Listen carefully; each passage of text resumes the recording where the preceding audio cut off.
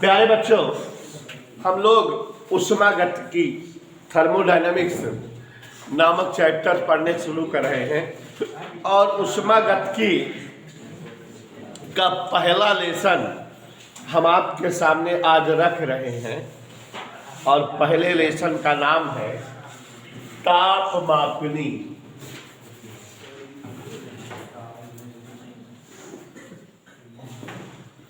कैलोरीमिति।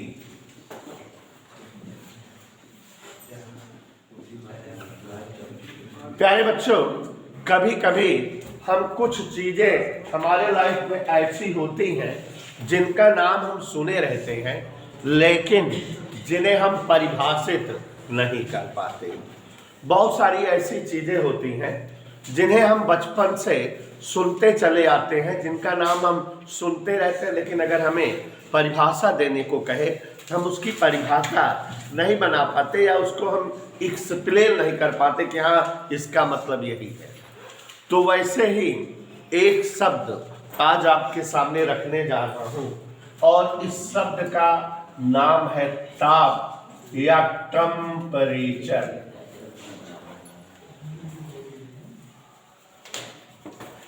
प्यारे बच्चों, हम लोग छोटी कक्षाओं से 6, 7, 8, 9, 10 में ही ताप शब्द का प्रयोग अपनी साइंस में करने लगते हैं। कहते हैं कि वस्तु का ताप 10 डिग्री सेंटीग्रेड है, वस्तु का ताप 20 केल्विन है, वस्तु उच्च ताप पर है, वस्तु निम्न ताप पर है। लेकिन बेटा, अभी आप लोगों से हम परिभाषा पूछें कि ताप किसे कहते हैं तो आप सभी लोग प्रयास करोगे लेकिन ताप की परिभाषा नहीं बता पाओगे, क्योंकि कुछ शब्दों को केवल समझा जा सकता है, परिभाषित नहीं किया जा सकता। आप में से कोई भी ट्राई करो, पूछा जाए ताप किसे कहते हैं, ताप की परिभाषा दो, तो ताप की परिभाषा रियली नहीं दे पाओगे। हमने अभी यही बताया जो है देवेश जी कि कुछ शब्द साइंस में या हमारे बोलचाल में, आम जीवन में ऐसे यूज होते हैं जिन्हें हम एक्सप्लेन नहीं कर पाते, जिन्हें हम बता नहीं पाते, यूज भले करते रहते हैं। इधर क्लियर। और ऐसे ही जो है शब्द क्या है बेटा, ताप। तो आज हम इसको परिभाषित भी कर रहे हैं, समझा भी रहे हैं और इसके बारे में इस चैप्टर में डिटेल में हमें पढ़ना भी है। सबसे पहले तो जान लो कि ताप एक प्रकार की भौतिक राशि है। Temperature is a physical quantity. जैसे कार्य, ऊर्जा, घनत्व, क्षेत्रफल, लंबाई, द्रव्यमान, समय, ऊर्जा, ये सब भौतिक राशियां हैं कि नहीं, फिजिकल क्वांटिटीज हैं जिन्हें भौतिकी के नियम और सिद्धांत को साबित करने के लिए इस्तेमाल किया जाता है। तो वैसे ताप भी क्या है, एक प्रकार की भौतिक राशि है जिसे हम अपनी फिजिक्स में प्रयोग करते हैं भौतिकी के नियम और सिद्धांत के प्रतिपादन में। तो पहली बात तो यह हो गई कि ताप एक भौतिक राशि है और दूसरी बात यह है बच्चों कि ताप से वस्तुओं के गर्म होने का ज्ञान होता है या वस्तुओं के ठंडे होने का ज्ञान होता है। माने ताप एक ऐसी भौतिक राशि है शिवांशु बेटा जिससे वस्तुओं की गर्माहट का पता चलता है या वस्तुओं के ठंडेपन का पता चलता है। इधर के लिए बेटा, ताप के द्वारा वस्तुओं की गर्माहट या वस्तुओं के ठंडेपन का ज्ञान होता है। तो देवेश जी सबसे पहले क्या बताया बेटा, यह एक भौतिक राशि है। नाडिया वाला कोई दिक्कत बेटा, यह एक भौतिक राशि है। और दूसरा बेटा, ताप के द्वारा वस्तुओं के ठंडेपन या वस्तुओं की गर्माहट का ज्ञान होता है। इसके द्वारा वस्तुओं के ठंडेपन या गर्माहट का ज्ञान होता है। ताप के द्वारा हमें वस्तु ठंडी है इस बात का पता लग पाता है या वस्तु गर्म है इस बात का पता किसके द्वारा लग पाता है, ताप के द्वारा। अगर बेटा हम किसी वस्तु को स्पर्श करें और वो वस्तु गर्म प्रतीत हो, गर्म महसूस हो, तो इसका मतलब दिमाग में ये जान लीजिए कि वस्तु अधिक तापमान पे है, हमसे उसका तापमान ज्यादा है। और अगर वस्तु को स्पर्श करने पर ठंडी पता चले तो इसका मतलब वस्तु हमारे तापमान से कम ताप पर है। तो शॉर्टकट में कैसे बोलोगे अरमान बेटा कि जो वस्तुएं कम ताप पर होती हैं वो ठंडी प्रतीत होती हैं, और जो वस्तुएं ज्यादा ताप पर होती हैं वो गर्म प्रतीत होती हैं। अब बच्चों, ताप की माप, चूंकि बेटा फिजिक्स एक ऐसी साइंस होती है जिसमें हम केवल माप तौल का काम करते हैं।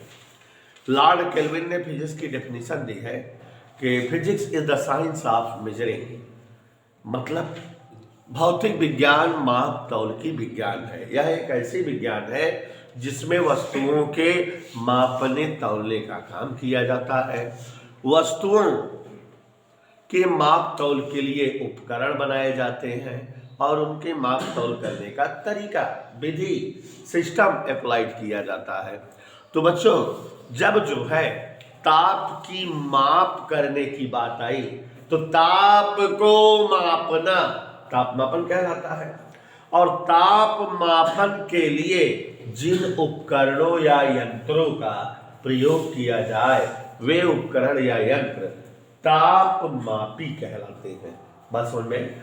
तो ताप की माप करना ताप मापन कहलाता है, और जिन यंत्रों द्वारा, जिन उपकरणों द्वारा ताप की माप करे वे उपकरण या वे यंत्र ताप मापी कहलाते हैं। इधर क्लियर बेटा? अब यहाँ पर एक बात और देवेश जी जानना जरूरी है कि आज ताप का माप तो करने के लिए तमाम यंत्र बने हुए हैं, थर्मामीटर बना हुआ है ताप की नापने का, लेकिन बहुत समय पहले ताप को नापने के तो उपकरण या यंत्र तो थे नहीं। तो लोग जो है तमाम तरीका अपनाते थे ताप को मापने का। कुछ तरीकों की मैं चर्चा आपसे करना चाहता हूँ। बहुत समय पहले ताप को मापने का एक तरीका प्रचलित था, स्पर्श विधि। माने हम जो है अनुमान विधि, वस्तुओं को स्पर्श करके ताप का आकलन करते थे। लेकिन ये जो विधि थी ताप के मापने की, इस विधि में बहुत दोष थे। साइंटिस्टों ने इसमें बहुत कमियां निकाली।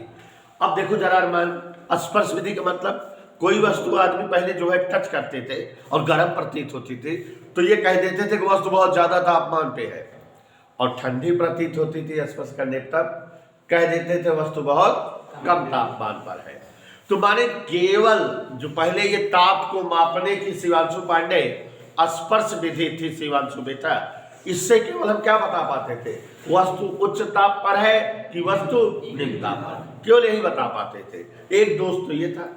दूसरा, ताप को मापने के लिए जो तरीका था इसमें हम आंकिक वैल्यू नहीं दे पाते थे कि 10 है, 14 है, 15 है। और एक बहुत बड़ा दोष था कि जैसे अगर कोई दो वस्तुएं हो, एक वस्तु 40 डिग्री सेल्सियस तापमान पर हो और एक 38, अब मतलब दोनों वस्तुएं एकदम लगभग बराबर ताप पे है।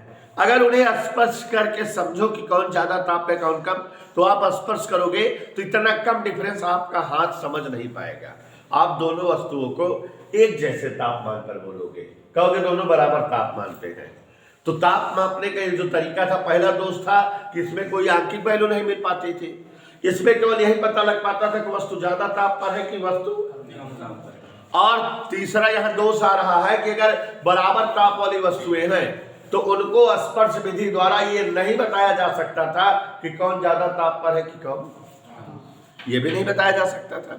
एक और, भिन्न भिन्न पदार्थों की बनी हुई वस्तुओं से भी जो है स्पर्श विधि से ताप मापन में गलत गणना आती थी। जैसे अगर धूप है, क्या है, धूप है, और धूप में मान लो मैदान में एक लकड़ी की कुर्सी रखी है और एक लोहे की कुर्सी। हम दो लड़के बुलाए, एक लड़के को कहे भाई देखो कुर्सी टच करके देखो और बताओ बहुत ज्यादा तापमान है कि कम तापमान है। तो जो लड़का लकड़ी की कुर्सी टच करेगा, लकड़ी उसमें की कुछ अलग होती है, उसे ठंडी प्रतीत होगी। कहेगा गुरुजी बहुत ज्यादा तापमान ना बताए, कम ताप आएगा। लेकिन जो लड़का लोहे की कुर्सी टच करेगा, लोहा उसका का कुछ अलग है, धूप में वो बहुत गर्म हो गई होगी, वो कहेगा नहीं बहुत ज्यादा तापमान में, जबकि तापमान तो निश्चित है, लेकिन दोनों अलग अलग पदार्थ की बनी हुई वस्तुएं हैं। इसलिए आप दोनों को स्पर्श विधि द्वारा गलत तापमान बता दे रहे हो ना। तुम्हारे ताप मापन में एक असुविधा है कि नहीं? एक और असुविधा है कि अगर अलग अलग माहौल में वस्तुएं रखी हो तब भी स्पर्श विधि द्वारा उनका सही ताप आकलित नहीं किया जा सकता था। शिवांशु पांडे जैसे, शिवांशु सुनेंगे, बाकी सब लोग गुनो। एक जार हो कांच का और एक जार यहां हो कांच का, हमारे सामने कई जार है? दोनों में हम पानी भर रहे थे, ठीक।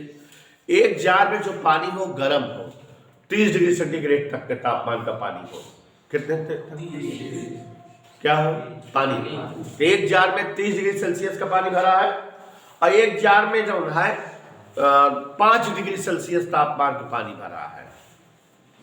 तो एक जार में कम तापमान वाला पानी है, एक में। अब हम दाया हाथ इस जार में डाल दें, बायां हाथ इस जार में डाल, दोनों हाथ जो है हमारे दोनों पानी में कुछ देर पड़े रहने दो, 5-7 मिनट। तो इस वाले हाथ का तापमान लगभग कितना पहुंच जाएगा? 30 के लगभग, और इस वाले हाथ का 5। अब आप हमको कोई एक वस्तु ला के दो जिसका तापमान 15 डिग्री सेंटीग्रेड हो, कहो सर जी अंदाजू कैसे है ये, कम तापमान में है कि ज्यादा? स्पर्श विधि द्वारा जो तरीका चल रहा था पहले ताप को ज्ञात करने का। तो जो हाथ मीन्स बाया वाला 5 के तापमान देखे मीन्स ठंडा है, उससे 15 वाली ताप वाली वस्तु को टच करेंगे तो कहेंगे गर्म है वस्तु। हमें वो वस्तु कैसे फील होगी? गर्म फील होगी ना। 5 से 15 वाली कहेंगे वस्तु बहुत ज्यादा तापमान पे, अधिक तापमान पे गर्म है। लेकिन जौन हाथ के तापमान 30 है, उसी 15 वाली छुआ अगर छो पता ही नहीं लगे कछुए इतना छुए का काम होगा, ठंडी काम है। तो देखो अलग अलग माहौल में रखे थे और वस्तु का ताप स्पर्श विधि द्वारा ज्ञात कर रहे थे, सही गणना आ रही है? नहीं आ रही है। तो बहुत समय पहले अनुमान विधि या स्पर्श विधि ताप की गणना करने के लिए प्रचलित थी, लेकिन इस विधि से बहुत सारे दोष होते थे। पहले तो कोई आंकिक वैल्यू इस विधि के द्वारा ताप मापन में नहीं पता चल पाती थी। दूसरे, इस विधि द्वारा ताप मापन के दौरान केवल यही पता चल पाता था कि अमुक वस्तु ज्यादा ताप पर है और अमुक वस्तु कम ताप पर है। तीसरा दोष क्या था कि इस विधि द्वारा अलग अलग माहौल में रखी वस्तुओं का तापमान नहीं सही पता लग पाता था। अगला दोष क्या था कि अलग अलग पदार्थ की बनी हुई वस्तुओं का तापमान इस विधि द्वारा सही ज्ञान नहीं हो पाता था। तो ये सारी बहुत सारी जो है असुविधाएं थी और इन सब असुविधा के कारण ये विधि मान्य नहीं थी। लोगों ने और भी तमाम ताप को मापने की धीरे धीरे विधियां बनाई और बहुत समय तक जो है ऐसे ही उल्टा सीधा ताप को मापने की विधि चलती रही। फिर जो है लगभग 8वीं शताब्दी के आसपास दुनिया का सबसे पहला ताप को मापने का यंत्र बनाया गया, प्रयास किया गया लोगों द्वारा।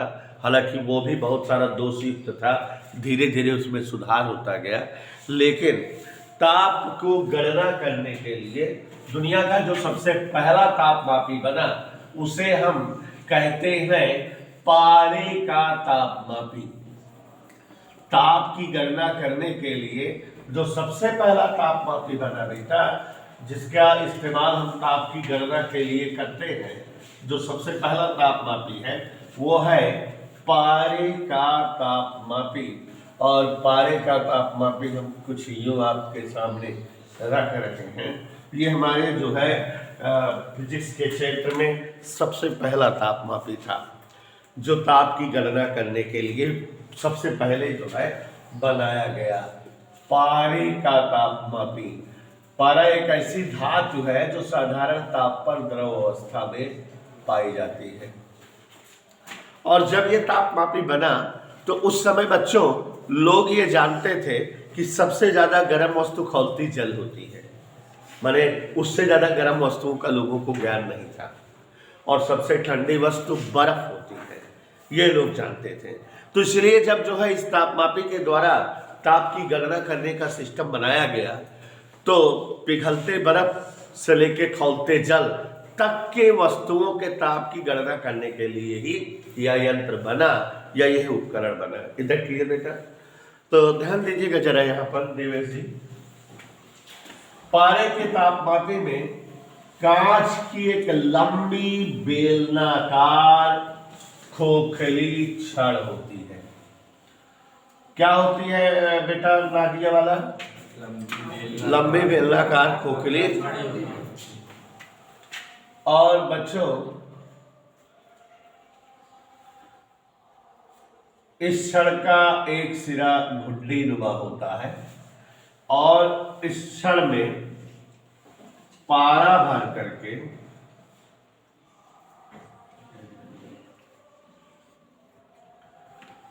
ये एक सिरा इसका कैसा है बेटा? घुंडी नुमा। इधर क्लियर?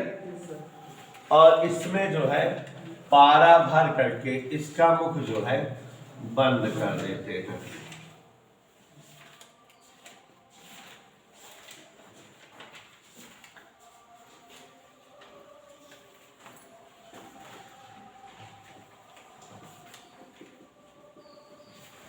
इधर क्लियर?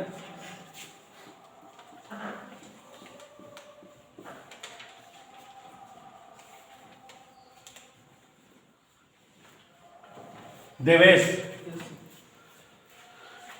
कांच की एक बेलनाकार छड़ है, एक सिरा कैसे है? घुंडी नुमा। पारा भर करके इसका मुख जो है क्या किए हैं? इसमें पारा भरा हुआ है। और जब ये तापमापी बना तो सबसे ज्यादा ठंडी वस्तु क्या थी? बर्फ। तो इस इस जो है क्षण को पारा भरने के बाद वायुमंडलीय दाब पर पिघलते बर्फ पर रखा गया। कहां पर रखा गया? और पारा जहां तक अप डाउन हुआ वहां पर एक निशान बना दिया गया और फिर इस तापमापी को वायुमंडलीय दाब पर खौलते जल पर रखा गया। कहां रखा गया? और पारा जहां तक ऊपर चढ़ा वहां तक एक निशान बना दिया गया। तो अब इस तापमापी पे कई चिन्ह बन गए। इस चिन्ह को ये जो है पिघलते बर्फ के ताप पर मिला है, इसे कहते हैं प्रारंभिक बिंदु ताप। क्या कहते हैं बेटा? प्रारंभिक बिंदु ताप या शीतल बिंदु ताप जो पिघलते बर्फ के संपर्क में मिला है। और इसको कहते हैं बेटा शीर्ष बिंदु ताप या तप्त बिंदु ताप। इधर क्लियर? कितना समझ में आया? और बेटा इन दोनों चिन्हों शिवांशु, इन दोनों चिन्हों की जो बीच की लंबाई है उसको कई समान भागों में बांट दिया। 1 2 3 4 ऐसे, 1 2 3 4 ऐसे, 1 2 3 4 ऐसे, कई समान भागों में क्या कर दिया शिवांशु बेटा? संपूर्ण लंबाई को कई समान भागों में।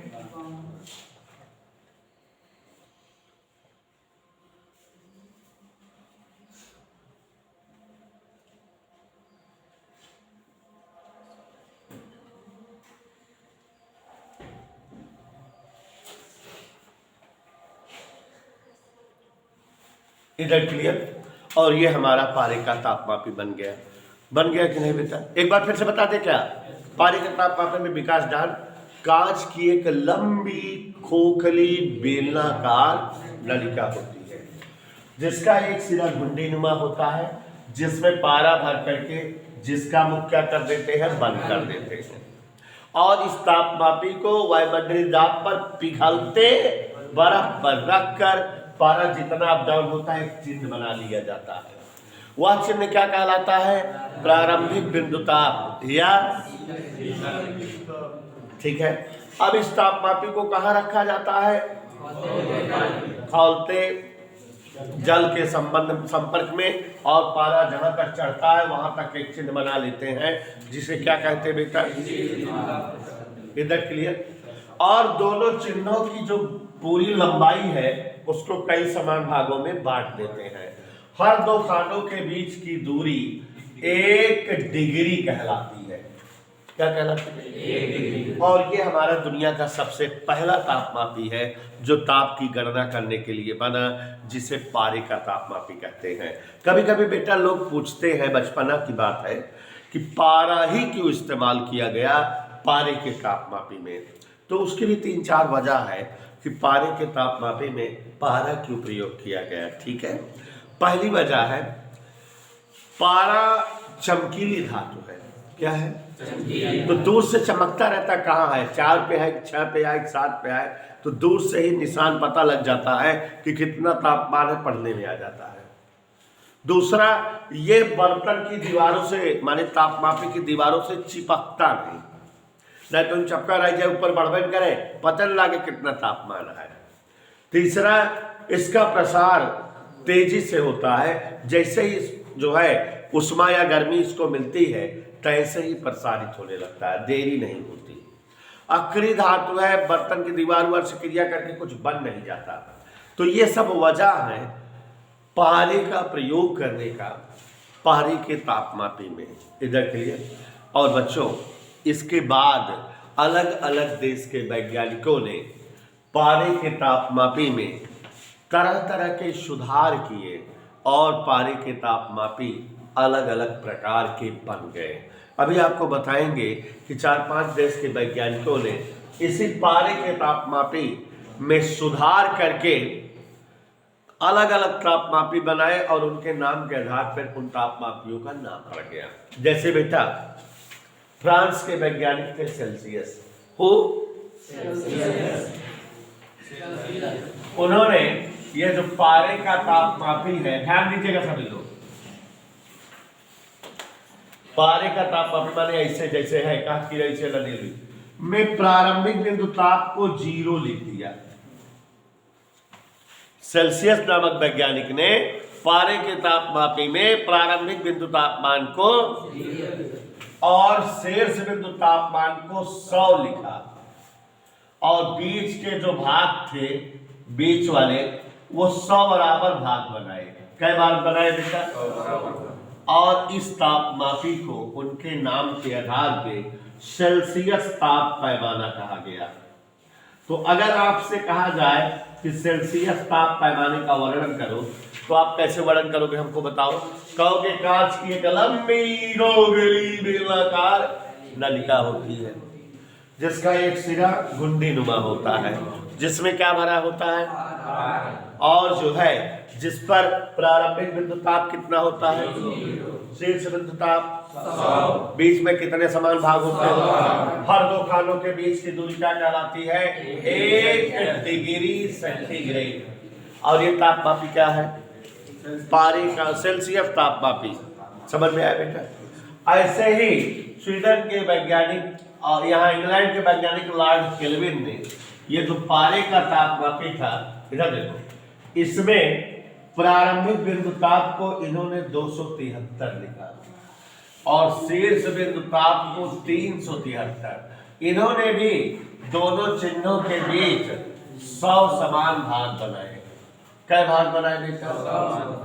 और किन्हीं दो खानों के बीच की दूरी को 1 केल्विन कहा और ये चाचा केल्विन बनाए थे, इसलिए इसे परम ताप पैमाना या केल्विन ताप पैमाना कहा गया। तो इंग्लैंड के वैज्ञानिक लॉर्ड केल्विन ने पारे के तापमापी में प्रारंभिक बिंदु ताप को कितना लिखा बेटा, और शीर्ष बिंदु ताप को, और इस तरफ कौन सा तापमापी बन गया, इसमें कई भाग होते हैं, ठीक है। स्वीडन साइंटिस्ट थे फारेनहाइट, उन्होंने पारे के तापमापी में प्रारंभिक बिंदु ताप को 32 लिखा।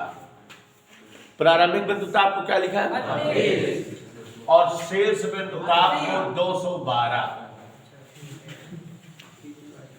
ठीक है। और इन दोनों खानों के बीच 180 भाग किए। कितना भाग किए बेटा, 180। और किन्हीं दो क्रमागत खानों के बीच की दूरी को 1 डिग्री फारेनहाइट कहा। और ये कौन सा ताप पैमाना बन गया बेटा,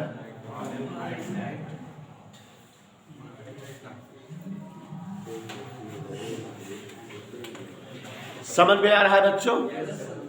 ऐसे ही एक साइंटिस्ट आपके परिचित है, र्यूमर। कौन वैज्ञानिक था? उन्होंने प्रारंभिक बिंदु ताप को 0 लिखा और अंतिम बिंदु ताप को 80 लिखा और बीच में क्या समान भाग किए बेटा? और इस ताप पैमाने को उनके नाम पर कहा गया र्यूमर ताप पैमाना। क्या कहा गया बेटा? और किन्हीं दो खानों के बीच की दूरी को 1 डिग्री र्यूमर कहा गया। बात समझ में आई कि नहीं? तो इस तरह से बेटा आपके सामने हमने कुल कितने तापमापी रख दिए? 5। सर्वप्रथम जो है पारे का तापमापी था। पारे के तापमापी में प्रारंभिक बिंदु ताप 0 और शीर्ष बिंदु ताप 100 और बीच में 100 समान भाग हो तो कौन सा तापमापी बन जाता है? प्रारंभिक बिंदु ताप 273 और शीर्ष बिंदु ताप 373। बीच में जो है 100 समान भाग रहे कौन सा तापमापी बन जाता है? और अगर जो है प्रारंभिक बिंदु ताप 32 और शीर्ष बिंदु ताप 212 तो कौन सा तापमापी बन जाता है? प्रारंभिक बिंदु ताप 0 और शीर्ष बिंदु ताप 80 तो कौन सा तापमापी बन जाता है? कोई दिक्कत देता है? बात समझ में आई? कोई प्रॉब्लम? क्लियर है? और बच्चों आपको बताना चाहूंगा कि हमारे लोगों के कोर्स में यही तापमापी पढ़ते हैं और आप जो है ध्यान से सुनिएगा, आप ये तापमापी पढ़ोगे तो आपको एक सवाल भी कभी कभी पूछता है लगाने को, कह देगा 30 डिग्री सेंटीग्रेड को केल्विन में बदलो, 30 डिग्री सेंटीग्रेड को फ़ारेनहाइट में बदलो, 40 डिग्री सेंटीग्रेड को केल्विन बदलो। तो कभी सेल्सियस को केल्विन में बदलना रहता है, तो कभी सेल्सियस को फ़ारेनहाइट में बदलना रहता है, कभी केल्विन को फ़ारेनहाइट में तो कभी केल्विन को र्यूमर में।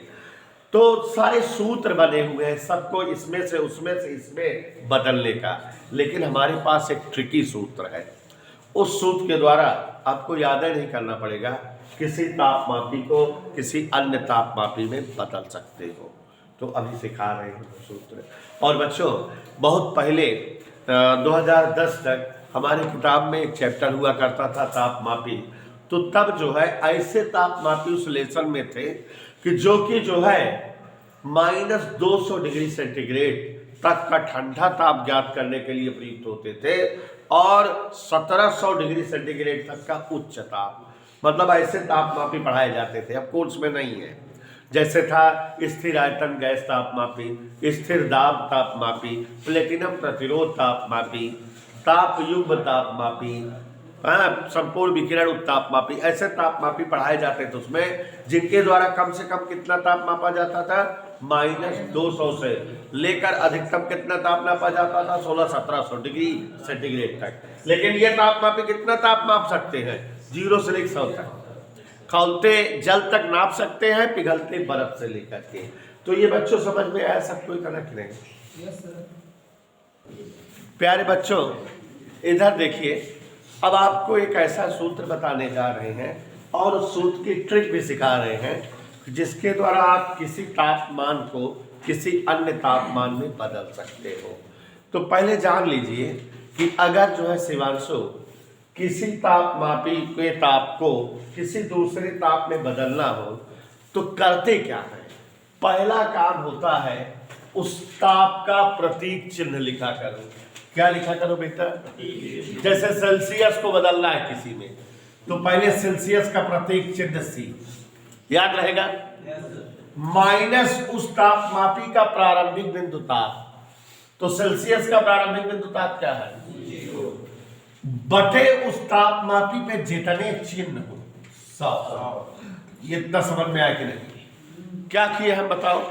पहले तापमापी का प्रतीक चिन्ह सेल्सियस के लिए C, माइनस प्रारंभिक बिंदु ताप सेल्सियस वाले के 0 बटे जयखाना हो। ये सूत्र याद रहे कि ना? यही सूत्र से चाहे जौने ताप का चाहे जौने बदल ले। जैसे का कहा केल्विन बदला कितना में तो एक तुरंत केल्विन, केल्विन का प्रतीक चिन्ह प्रारंभिक बिंदु ताप खाना, ये सूत्र से सेल्सियस केल्विन बदल जाए। अगर कहा सेल्सियस का फ़ारेनहाइट बदला तो फ़ारेनहाइट के लिए क्या लिखी? प्रतीक प्रारंभिक बिंदु ताप नीचे का चिन्ह। अगर कहा एक न्यूमर में बदला तो R-0/80। तो देखो ये सूत्र आ गए किसी ताप को किसी अन्य ताप में बदलने का। कठिन तो नहीं है। जैसे कह दे 40 डिग्री सेंटीग्रेड को फ़ारेनहाइट में बदलो, तो इस सूत्र का प्रयोग सेल्सियस के फ़ारेनहाइट बदलेगा। C माइनस प्रारंभिक बिंदु ताप 0 बटा कुल खाना 100 बराबर फ़ारेनहाइट बदलेगा F माइनस 32 बटा नीचे खाना 180। अब C यहाँ 40 लिख दिया, तिरछा गुणा कह दे उत्तर आ जाए। लेकिन तू सबे एक सूत्र ना याद करे यार, तू सबे 3 सूत्र का 8 में पढ़ा हुआ है तो कर सकते, लेकिन वो बना ही से है। एवं देखा याद करे प्रतिभा कुछ का लिखा जात पहले प्रतीक चिन्ह माइनस प्रारंभिक बिंदु ताप बटे यह तो करा जाता है। लेकिन तू सबे कैसे पढ़े यहाँ देखा, पहला तू सब पढ़े का हुआ जैसे सेल्सियस केल्विन वाला का हुआ है शिवांशा, सेल्सियस केल्विन वाला है C-0 बराबर K-273 बटे 100 ऐसे है क्या? एक ऐसी काट दी अगर तो C में से 0 गए C बराबर K-273 तो K बराबर C+273। तू सभी एका पढ़िया कि अगर केल्विन में बदले रहा था तो सेल्सियस में 273 एका पढ़िया ना। लेकिन फिर एका अलग याद कर दिया, फ़ारेनहाइट वाला अलग याद कर दिया, उसी बजाय इक्कट याद कर लेना। और देखा और क्या पढ़े इधर देखा एका और एका लग चलता है C-0 बटा 100 बराबर F-32 बटा 180। देखा इधर C में से 0 गए 20 पंचे 20 नवाइया यहाँ F माइनस मजा है। तिरछा गुणा कह दे 9/5 C बराबर F-32 तो F बराबर 9/5 C + 32। तू सभी क्या पढ़िया एका पढ़े यहाँ कि सेल्सियस वैल्यू दे रहा है तो फ़ारेनहाइट पे कैसे बदला जाता है।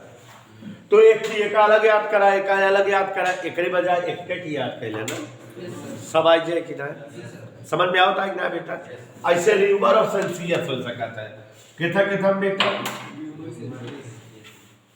हेराम लगता है। देख ले C-0 बटा 100 बराबर R-0 बटा 80। यहां देखो सभी लोग C में 0 गए R में 0 गए 20 पंचे 100 20 चौका 80। तिरछा गुणा कहेगा R बराबर 4/5 C। तू सब ऐसे पढ़ेगा तो एक ही याद करो 1 2 3 के बजाय इसी एक से सब आ जाएगा कि नहीं है? अगर कहा रिवर सेल्सियस बदला तो सेल्सियस वाला इस बार रिवर वाला इस बार दोनों बराबर कर ले, आराम से याद हो जाए बेटा, है ना? हेडिंग डालो।